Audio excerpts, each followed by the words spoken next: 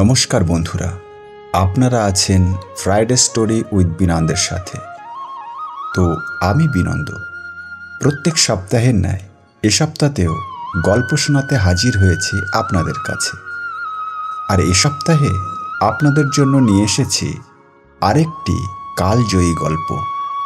তো চলুন শুরু করা যাক আজকের গল্প। আজকের গল্প সাহিত্য সম্রাট বঙ্কিমচন্দ্র চট্টোপাধ্যায়ের রাধারানী।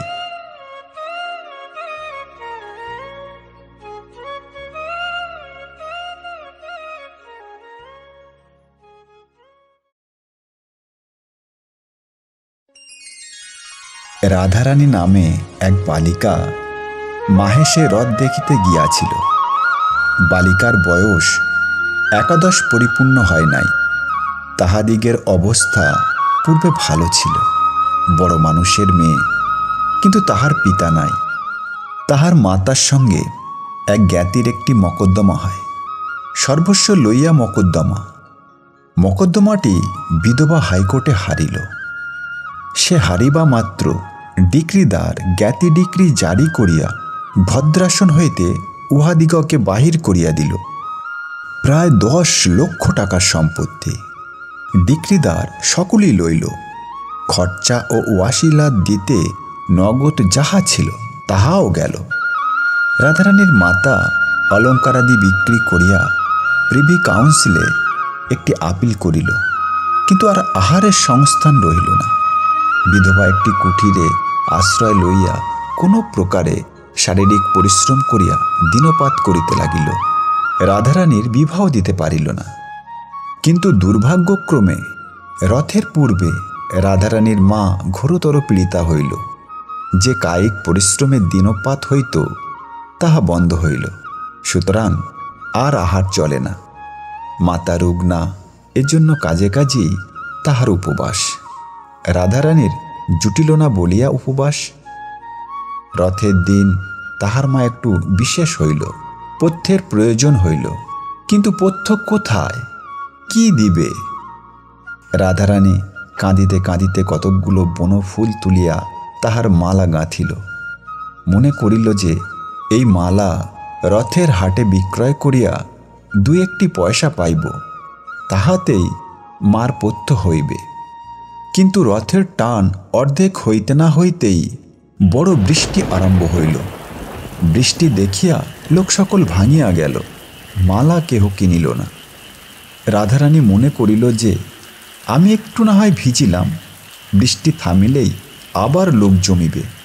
কিন্তু বৃষ্টি আর থামিল না, লোকও আর জমিল না। সন্ধ্যা হইল, রাত্রি হইল, বড় অন্ধকার হইল। অগত্যা রাধারানী কাঁদিতে কাঁদিতে ফিরিল। অন্ধকার, পথ কর্দমময়, পিচ্ছিল, কিছুই দেখা যাচ্ছে না। তাহাতে মুষলধারে শ্রাবণের ধারা বর্ষিতেছিল। মাতার অন্নাভাব মনে করিয়া তদপেক্ষাও রাধারানীর চক্ষু বাড়ি বর্ষণ করিতেছিল। রাধারানী কাঁদিতে কাঁদিতে আছাড় খাইতেছিল, কাঁদিতে কাঁদিতেই উঠিতেছিল, আবার কাঁদিতে কাঁদিতে আছাড় খাইতেছিল। 2 গণ্ড বিলম্বী ঘনকৃষ্ণ অলকাবলী বাহিয়া, কবরী বাহিয়া বৃষ্টির জল পড়িয়া ভাসিয়া যাইতেছিল। তথাপি রাধারানী সেই 1 পয়সার বনফুলের মালা বুকে করিয়া রাখিয়াছিল, ফেলে নাই। এমতো সময় অন্ধকারে অকস্মাৎকে আসিয়া রাধারানীর ঘাড়ের উপর পড়িল। রাধারানী এতক্ষণ উচ্চৈশ্বরে ডাকিয়া কাঁদে নাই, এইক্ষণে উচ্চৈশ্বরে কাঁদে। যে ঘাড়ের উপর আসিয়া পড়িয়াছিল সে বলিল, আহা, কে গা তুমি কাঁদো? পুরুষ মানুষের গলা, কিন্তু কণ্ঠস্বর শুনিয়া রাধারানীর রোদন বন্ধ হইল। রাধারানীর চেনা লোক নহে, কিন্তু বড় দয়ালু লোকের কথা। রাধারানীর ক্ষুদ্র বুদ্ধিটুকুতে ইহা বুঝিতে পারিল। রাধারানী রোদন বন্ধ করিয়া বলিল, আমি দুঃখী লোকের মেয়ে, আমার কেহ নাই, কেবল মা আছে। সে পুরুষ বলিল, তুমি কোথায় গিয়াছিলে? আমি রথ দেখিতে গিয়াছিলাম, বাড়ি যাইব। অন্ধকারে বৃষ্টিতে পথ পাইতেছি না। পুরুষ বলিল, তোমার বাড়ি কোথায়? রাধারানী বলিল, শ্রীরামপুর। সে ব্যক্তি বলিল, আমার সঙ্গে আইসো, আমিও শ্রীরামপুরে যাইব। চলো, কোন পাড়ায় তোমার বাড়ি তাহা আমাকে বলিয়া দিও, আমি তোমাকে বাড়ি রাখিয়া আসিতেছি। বড় পিচ্ছল, তুমি আমার হাতটা ধরো, নইলে পড়িয়া যাইবে। এই রূপে সে ব্যক্তি রাধারানীকে লইয়া চলিল। অন্ধকারে সে রাধারানীর বয়স অনুমান করিতে পারে নাই, কিন্তু কথার স্বরে বুঝিয়াছিল যে রাধারানী বড় বালিকা। এখন রাধারানী তাহার হাত ধরায় হস্তস্পর্শে জানিল রাধারানী বড় বালিকা।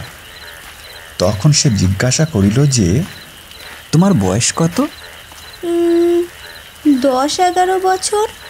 তোমার নাম কি? রাধারানী। হ্যাঁ রাধারানী, তুমি ছেলে মানুষ, একলা রথ দেখিতে গিয়াছিলে কেন?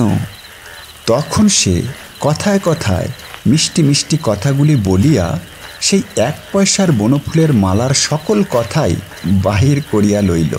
শুনিল যে মাতার পথ্যের জন্য বালিকা এই মালা গাঁথিয়া রথ হাটে বেচিতে গিয়াছিল।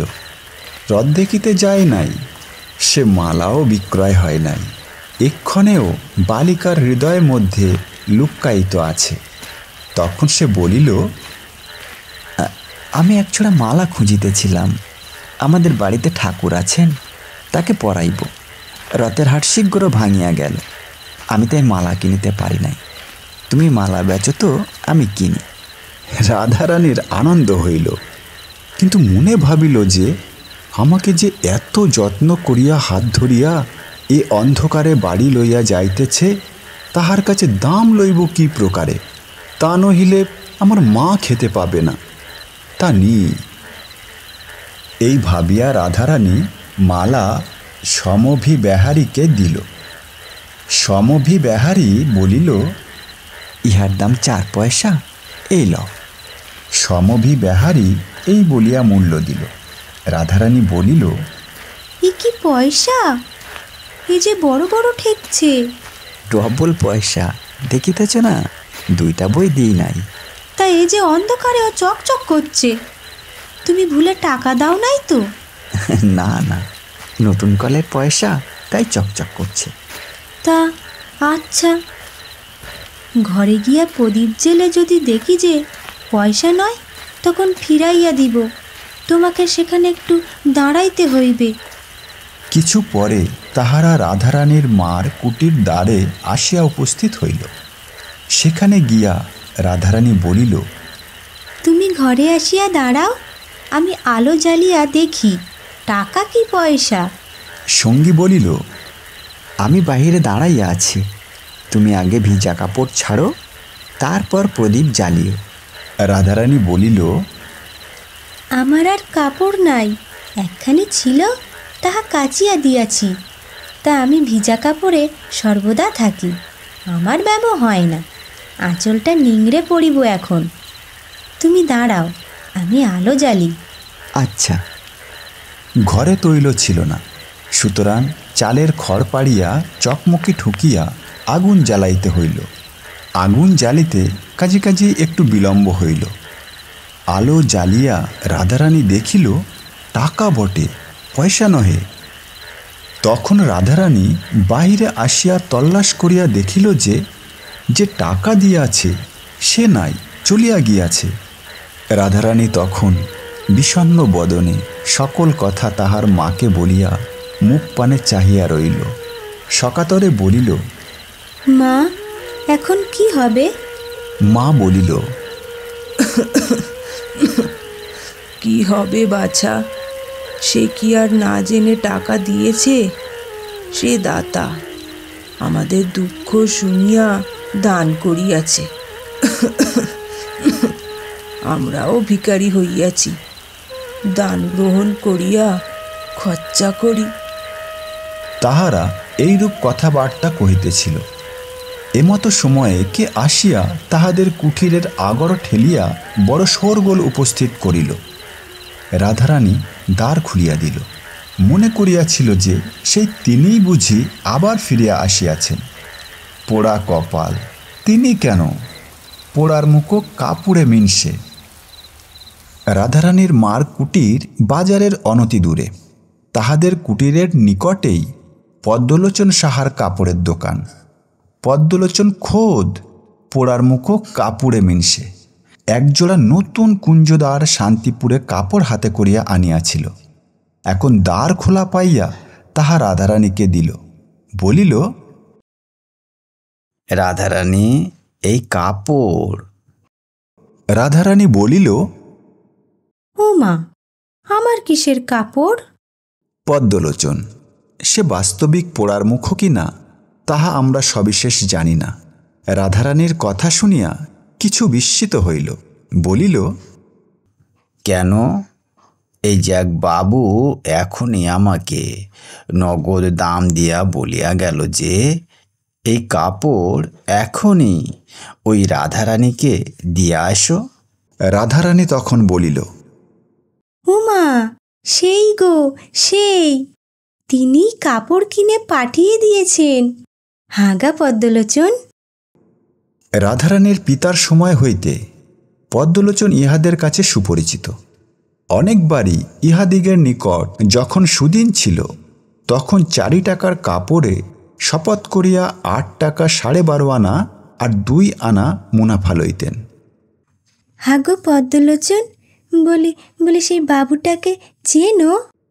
পদ্মলোচন বলিল, তোমরা চেনো না?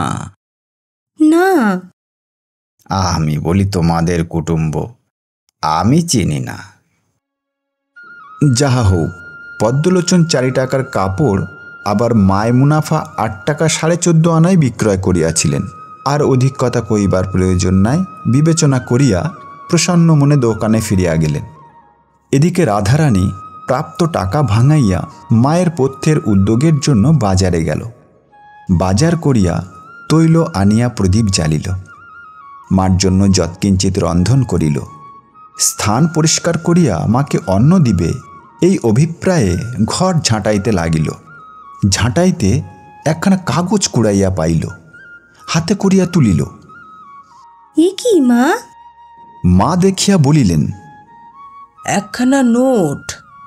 রাধারানী বলিল, তবে তিনি ফেলিয়া গিয়াছেন। মা বলিলেন, তোমাকে দিয়া গিয়াছেন, দেখো তোমার নাম লেখা আছে। রাধারানী বড় ঘরের মেয়ে, একটু অক্ষর পরিচয় ছিল। সে পড়িয়া দেখিল, তাই বটে, লেখা আছে। রাধারানী বলিল, হ্যাঁ মা, এমন লোক কে মা?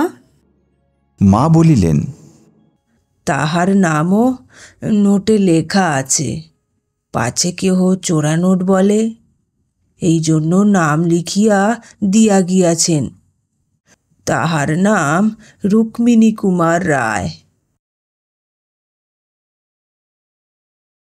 পরদিন মাতায় কন্যায় রুক্মিণী কুমার রায়ের অনেক সন্ধান করিল, কিন্তু শ্রীরামপুরে বা নিকটবর্তী কোনো স্থানে রুক্মিণী কুমার রায় কেহ আছে এমতো কোনো সন্ধান পাইল না।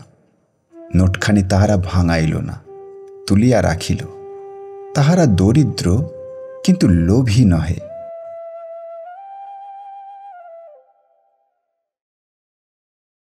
তো বন্ধুরা, আজ এই পর্যন্ত। আবার আগামী সপ্তাহে এইরকমই গল্প নিয়ে উপস্থিত হব আপনাদের কাছে। নমস্কার।